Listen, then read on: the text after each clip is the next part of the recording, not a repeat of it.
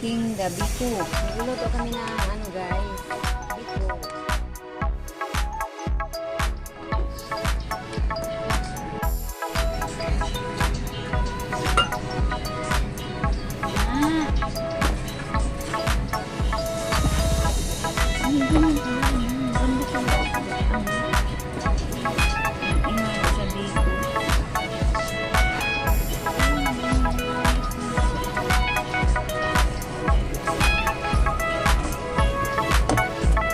Stir until mag-melt na siya.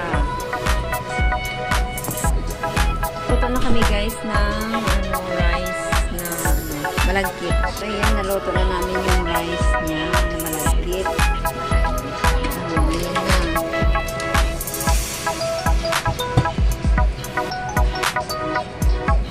Ang sarap, ang sarap.